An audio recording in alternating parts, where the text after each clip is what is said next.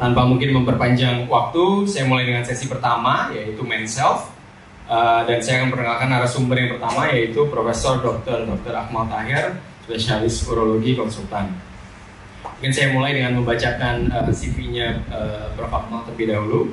Beliau lulus dokter umum di Universitas Indonesia pada tahun 1980 dengan spesialis urologi pada tahun 1988. Beliau pada tahun 2005 sampai 2013 menjadi direktur utama di Rumah Sakit Cipto Mangunkusumo Jakarta dan menjadi ketua Ikatan Ahli Urologi Indonesia pada tahun 2006 sampai 2009. Pada tahun 2014 sampai 2019 beliau menjabat sebagai staf khusus di Kementerian Kesehatan Republik Indonesia, dan beliau saat ini adalah staf pengajar di Departemen Urologi RSCM FKUI dan anggota di berbagai perkumpulan atau perhimpunan internasional. Mungkin tanpa mempersingkat waktu, saya persilakan Profesor Akmal untuk membawakan materinya. Terima kasih. Assalamualaikum warahmatullahi wabarakatuh. Salam sejahtera, selamat siang. Pada hari ini saya akan menyampaikan satu topik tentang fertilitas pria. Infertilitas, istilah ini biasanya barangkali sudah banyak yang mendengar, tapi juga barangkali akan saya jelaskan slide berikutnya.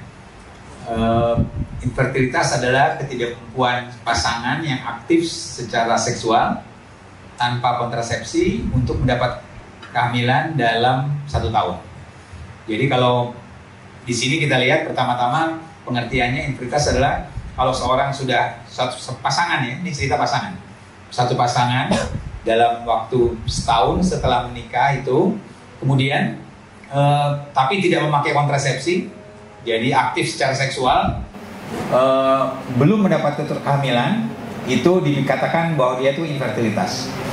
Jadi infertilitas itu dipakai untuk pasangan karena bisa disebabkan karena prianya, suaminya, bisa juga masalahnya pada istrinya atau pada kedua-duanya. Jadi itu pengertiannya. Dengan ini jelas. Jadi kalau seorang misalnya menikah kemudian dia tinggalnya terpisah, misalnya satu orang di Jakarta, yang satu karena bekerja tinggalnya di Jogja atau di Semarang, ketemunya tidak terlalu sering sehingga frekuensi hubungan seksualnya itu jarang, itu nggak kita dikatakan bahwa dia itu langsung infertilitas. Karena apa? Karena hitungan setahun ini diambil karena 85% orang hamil, pasangan yang sudah menikah, biasanya kalau dia aktif secara seksual tanpa proteksi, tanpa ikut KB dan sebagainya, dia akan hamil. Itu pengertiannya. Nah, jadi kedua ini mesti dimengerti. Sudah tentu ada juga beberapa keadaan yang kita nggak harus menunggu 1 tahun. Misalnya apa? Misalnya kalau memang istrinya atau terutama istrinya umurnya itu sudah lebih lanjut. Misalnya perempuan itu setelah umur 35 tahun kemampuan untuk mempunyai anak itu menurun mulai. Oleh karena itu kalau seorang menikah pada umur 32-33 tahun, biasanya dia cepat tuh langsung harus meriksa. Supaya apa? Supaya kalau ada sesuatu yang bisa dilakukan itu jangan lewat 35 tahun, di mana memang kemampuan dia untuk bisa mempunyai anak itu sudah menurun. Ya, jadi walaupun pengertiannya adalah mesti nunggu setahun. Karena sering juga datang ke kita, pasangan itu baru menikah 2 bulan. Sudah datang nih, saya belum punya anak. Berapa bulan nikahnya? 2 bulan. Biasanya kalau di umurnya masih muda dan sebagainya, kita bilang udah tunggu aja lah, nggak usah dilakukan apa-apa dulu sampai setahun, karena kita harapkan biasanya 80% itu akan hamil sendiri dia. Jadi nggak logis untuk kita langsung periksa semuanya, padahal dia baru menikah 2 bulan. Sering itu terjadi karena apa? Karena biasanya sih bukan karena pasangannya, seringnya tuh biasanya orang tuanya, mertuanya itu mulai ribut, jadi dia cepat-cepat datang ke kita untuk memeriksakan diri. Ya, ini pengertiannya. Slide. Nah, ini yang saya katakan tadi, 15% pasangan nggak bisa mencapai kehamilan dalam 1 tahun. Baru kita bilang, oh kalau gitu carilah. Jadi kira-kira begini, kalau dia menikah, kemudian 3 bulan pertama barangkali sudah ada 10% langsung hamil. Kemudian nanti 4 bulan lebih banyak lagi, sampai angka 85%, 1 tahun dia nggak nambah lagi tuh yang hamil. Nah pada saat itu kita bilang ini mesti diperiksa nih untuk mencari penyebab dari kenapa dia belum punya anak. Ya, slide. Oh ya, sorry. Nah, jadi sekali lagi yang saya ingin sampaikan adalah waktu kita sudah 1 tahun pasangan itu belum mempunyai keturunan atau belum punya anak, langsung bagusnya periksa itu sekaligus perempuan, suami dan istrinya.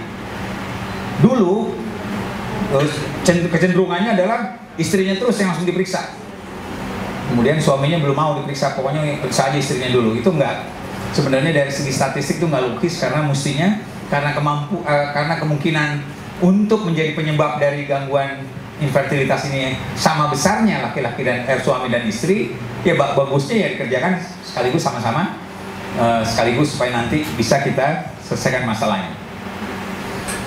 Nah ini adalah penyebab kemungkinan pada laki-laki yang menyebabkan kemampuan untuk mempunyai anak itu menurun. Ini yang sangat spesifik, saya katakan spesifik, karena nanti ada keadaan-keadaan di mana yang umum yang juga menyebabkan. Kita masuk dulu yang spesifik, nanti saya akan jelaskan yang umum apa. Pertama, gangguan saluran kemih, misalnya kelainan saluran kemih, terutama gangguan pada karena untuk membuahi itu sperma itu bisa masuk ke dalam vagina istri kemudian dengan bagus, dengan jumlah yang cukup. Gangguan pada saluran kencing di mana sperma itu keluar mesti dipastikan tidak terjadi. Apa itu? Bisa sumbatan karena penyakit kelamin yang menyebabkan saluran itu menyempit, atau barangkali kelainan bawaan di mana ujung dari keluarnya urin maupun sperma itu tidak di ujung, ada kelainan yang dibilang hipospadi misalnya. Jadi kelainan itu mesti dilihat oleh dokter yang akan melihat ada faktor keganasan, ada suhu buah zakar yang meningkat. Ini sering karena pertumbuhan sperma itu waktu dia dibentuk di badan, dibentuknya di mana? Di testis atau di buah zakar. Nah kalau di buah zakar itu terus menerus sering ketemu. Kalau contoh yang ekstrim suka kita kasih tahu tuh, kalau supir Metro Mini itu kalau duduk tempat duduknya itu tipis sekali tuh joknya, itu panas banget. Atau kalau yang lebih keren lagi sedikit, orang yang sauna 4-5 kali seminggu terus panas sering, itu juga nggak terlalu bagus sebenarnya. Jadi prinsipnya adalah bagaimana caranya kita menjaga supaya jangan terlalu panas, karena sudah terbukti bahwa kalau yang temperaturnya tinggi itu ada kelainan lain yang dibilang varikokel. Itu juga salah satu teorinya mengatakan bahwa ini juga meningkatkan suhu di buah zakar. Nah kemudian selain lagi infeksi saluran kemih, infeksi di saluran kemih atau saluran sperma itu akan menyebabkan juga gangguan pada pertumbuhan sperma. Ada kelainan bawaan, sudah tentu ini harus diperiksa dengan khusus, dan biasanya nggak ada gejala yang khas yang bisa kita tahu apakah kita menderita kelainan bawaan atau tidak. Beberapa kelainan bawaan sudah tentu kita tahu, misalnya orang yang katakan tadi ujung saluran kencingnya itu tidak di ujung dari penisnya, itu bisa dengan mata kita bisa lihat. Orang tua, suami atau istrinya itu bisa lihat anak kalau gangguannya seperti itu. Tapi kalau kelainan genetik itu hanya bisa dilihat dari pemeriksaan khusus, kita nggak bisa tahu ada gejalanya. Kemudian kelainan hormon bisa terjadi seperti ini. Semua gangguan hormon karena apa? Karena salah satu faktor utama pembentukan sperma itu adalah faktor hormon yang mesti normal. Apapun sebabnya, kalau hasil akhirnya adalah gangguan hormonal, itu akan bisa mempunyai potensi menyebabkan gangguan pertumbuhan sperma. Kemudian daya tahan tubuh juga diakui nanti sudah sering menyebabkan gangguan sperma, dan juga merokok. Ini faktor juga penting. Karena apa? Karena pada gangguan merokok itu banyak sekali zat-zat racun yang sebenarnya mempengaruhi pertumbuhan sperma. Nah, yang masalah adalah setelah kita melakukan berbagai pemeriksaan, ada 30-40% kasus yang tidak ditemukan kelainan penyebabnya pada laki-laki. Artinya gini, pemeriksaan yang paling sederhana untuk mengetahui apakah seorang itu mengalami gangguan pertumbuhan sperma adalah memeriksa spermanya. Jadi kalau biasanya kalau suami atau istri itu akan diperiksa terpisah, yang istrinya biasanya diperiksa oleh dokter kebidanan. Pada yang laki-laki yang ada yang sangat sederhana, yaitu langsung memeriksakan spermanya. Kalau pada wanita biasanya dia akan banyak sekali pemeriksaan yang sedikit lebih complicated, lebih kompleks, lebih sulit karena pemeriksaan hormon, ditunggu dulu waktu menstruasinya kapan dan sebagainya. Pada laki-laki karena nggak ada apa-apa, yang langsung aja periksa sperma itu sudah mendapat gambaran secara umum apakah memang spermanya baik atau enggak. Ya, di Rumah Sakit Cipto kita varikokel merupakan penyebab. Varikokel itu adalah sebenarnya varikokel itu varises. Varises itu pembuluh darah yang membesar nih, kalau di tangan kayak gini nih, yang kelihatan menonjol itu varises. Kalau di lubang dubur itu yang dibilang ambeien, wasir itu sama, itu varises juga. Nah, kalau varises itu terjadinya di dekat buah zakar, itu menyebabkan gangguan sperma, itu namanya varikokel. Jadi ini penyebab yang paling sering.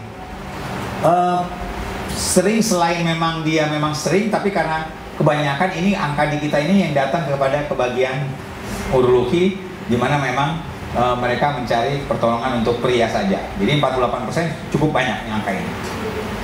Nah, sekarang ada pertanyaan yang sederhana. Sebenarnya jadi kalau kita mau jaga seperti apa? Ada nggak untuk kita bisa usaha menjaga supaya kita fertilitas kita itu baik? Karena ada satu hal yang menarik. Kalau kita dibaca di majalah ilmiah sekarang, kalau dilihat jumlah sperma, katakan 100 juta orang diperiksa gitu ya spermanya, laki-laki diperiksa itu makin lama sekarang dibandingkan 20 tahun yang lalu, angka itu menurun. Itu udah pasti kita bisa berpikir sederhana aja, ini pasti ada faktor gaya hidup yang mempengaruhi kenapa keseluruhan orang itu sebenarnya menurun daya fertilitasnya atau daya untuk punya anaknya. Nah, itu ada yang bisa kita jaga, yang beberapa hal sudah terbukti, karena kalau di sini banyak nih, di kalangan awam banyak sekali mitos tentang ini. Suruh banyak makan toge, suruh banyak makan segala macam tuh. Itu saya nggak mengatakan itu pasti salah. Yang masalah adalah statement itu, pernyataan itu tidak didukung oleh data atau angka yang baik. Jadi kalau kita bukan nggak mungkin, ada beberapa yang jadi sekarang dianggap mitos. Apa yang kita bilang itu kearifan lokal di kampung gitu kan. Bukan saya bilang pasti salahnya. Yang masalah adalah tidak didukung oleh bukti ilmiah.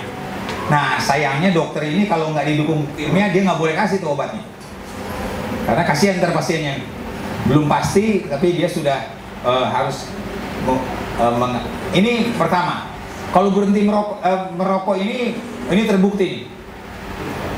Tapi biasanya pengalaman kita, kalau datang ke kita meriksakan, datang karena keluhan nggak bisa punya anak, begitu kita bilang suruh berhenti ngerokok, kita tanya kan, merokok nggak nih? Merokok, suruh berhenti, langsung mukanya senyum-senyum. Senyum-senyum itu artinya susah berhenti. Itu bukan artinya mau gampang berhenti. Dia senyum-senyum itu artinya karena orang Indonesia nggak ada yang langsung bilang sama dokter, enggak, saya mau terus merokok, nggak ada itu. Biasanya senyum-senyum, habis itu kaki istrinya diinjek, kan? Supaya jangan ngomong panjang-panjang tentang rokok, karena artinya dia susah berhenti. Nah, ini kenapa memang ada zat-zat tertentu yang dianggap memang mempunyai efek untuk memperburuk sperma, jumlah dan juga bentuk dari sperma. Karena sebenarnya untuk bisa membuahi sel telur, tidak hanya dibutuhkan jumlah yang cukup, tapi jumlah yang cukup dari bentuk dari sperma itu mempengaruhi apakah kita akan berhasil sperma ini membuahi sel telur atau tidak. Ya. Jadi pertama, berhenti merokok. Kedua, menjaga berat badan. Dulu banyak dianggap bahwa ini faktor yang kurang ada buktinya, tapi sekarang banyak sekali sudah bukti ilmiah, terutama yang berkaitan dengan berat badan yang lebih. Jadi kalau kita kelebihan berat badan maupun yang terlalu rendah, bukti ini sangat-sangat jelas bahwa yang status gizi. Jadi kalau kita bilang gizi kurang baik itu ada dua, bukan kurang gizi. Terlalu gemuk juga itu artinya itu masalah gizi, gitu ya. Nah, ini bisa dihitung sebenarnya. Kita hitung apakah berat Anda normal. Biasanya berat badan dibandingkan tinggi badan, nanti ada cara perhitungannya yang sangat sederhana.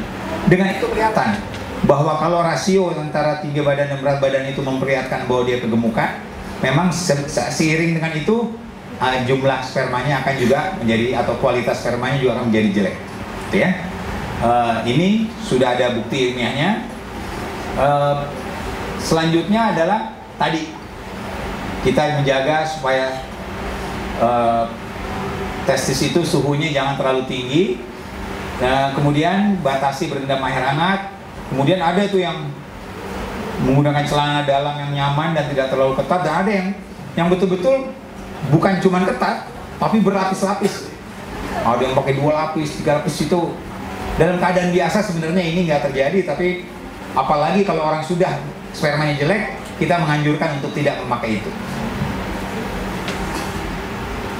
Nah, ini juga di sini banyak, nggak kelihatan di sana. Ini banyak sekali.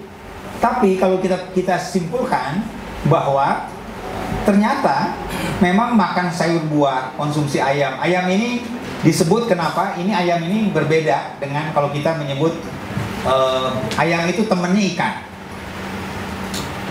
Bukan musuhnya, berlawanan dengan itu atau berseberangan dengan itu. Ada cerita yang dibilang daging merah. Daging merah itu sapi, kambing, babi, semuanya itu golongan daging merah.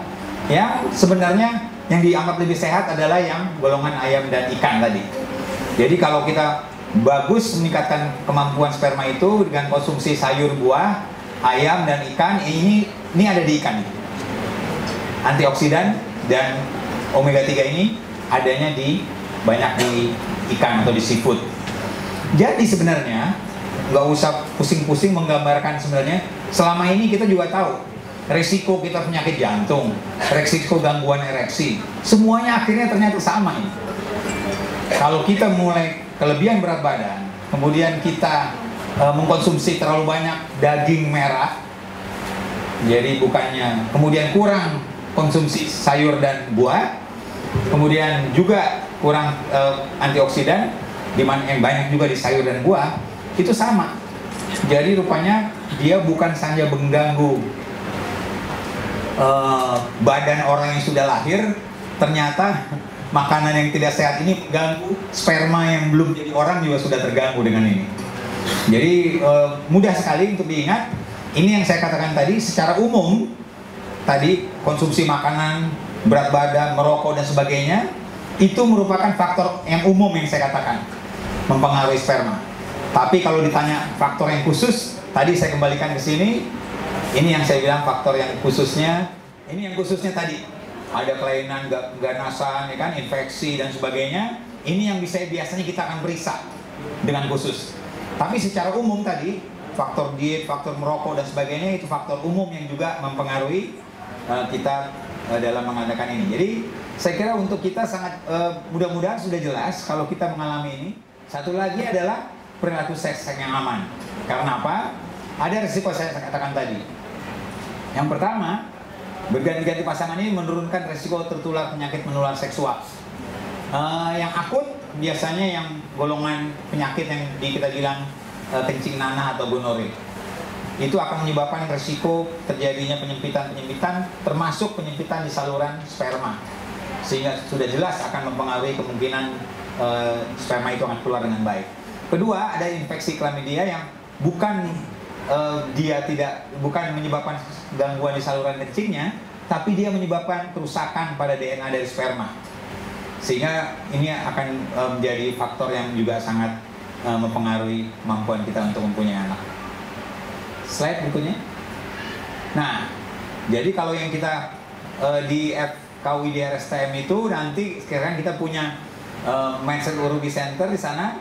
Kita dengan center ini mencoba memberikan bantuan kepada seluruh masalah kesehatan pria. Yang saya akan sampaikan tadi adalah gangguan untuk punya anak. Nanti Dokter Widi ya akan menyampaikan tentang gangguan ereksi. Itu merupakan gangguan salah satu gangguan kesehatan pria yang khas pada pria yang akan kita bisa tanggulangi di sini. Slide. Jadi yang pertama sudah tentu periksa ke dokter. Kita akan lihat, dan sekali lagi periksa ke dokter ini artinya dua. Datang yang laki-lakinya untuk datang kita ke urologi, tapi untuk yang prianya, untuk wanitanya, ibu istrinya datang ke dokter kebidanan sekaligus. Pemeriksaan cairan sperma ini yang paling sederhana saya tekan tadi. Slide. Kemudian ada terapi medis, obat-obatan dan sebagainya. Ada juga terapi yang memerlukan pembedahan. Slide. Nah, kemudian tadi terapi medisnya ada hormon. Kalau memang hormonnya tadi terganggu, kita kasih hormonal. Kemudian makanan tadi. Kalau kita akan mencoba mengubah, ini saya kita tahu akan tidak mudah, tapi harus kita lakukan. Kemudian ada terapi medis yang obat-obat khusus. Saya kira nanti akan kita akan bahas secara detail di sini. Slide. Nah, kemudian ada juga yang pembedahan. Tadi yang saya bilang varikokel atau varises tadi, kita bisa lakukan operasi. Operasinya nggak seserem ini kelihatannya, sebenarnya persis sederhana. Kita lakukan biasanya nggak sampai 1 jam untuk satu sisi, bisa kiri bisa kanan. Tapi biasanya dalam waktu nggak sampai 1 jam ini kita bisa selesai operasi. Biasanya kalau toh perlu menginap, cuma menginap semalam. Kalau di luar negeri kebanyakan ini dilakukan hanya pulang hari, tapi orang Indonesia biasanya kalau operasi seperti ini mintanya dirawat semalam. Kemudian saya kira keberhasilannya cukup bagus. Saya kira 60-70% kita berhasil meningkatkan jumlah sperma. Mungkin 30-40% berhasil sampai dia punya anak. Karena apa? Karena punya anak itu bukan hanya tergantung pada yang laki-laki, tapi juga tergantung apakah di istrinya ada masalah atau tidak. Slide. Saya kira itu yang saya ingin sampaikan. Tadi saya sampaikan tentang infertilitas pada pria. Kita bikin screening deteksi dini di sana. Nanti Dr. Widya akan meneruskan dengan gangguan ereksi. Terima kasih. Assalamualaikum warahmatullahi wabarakatuh.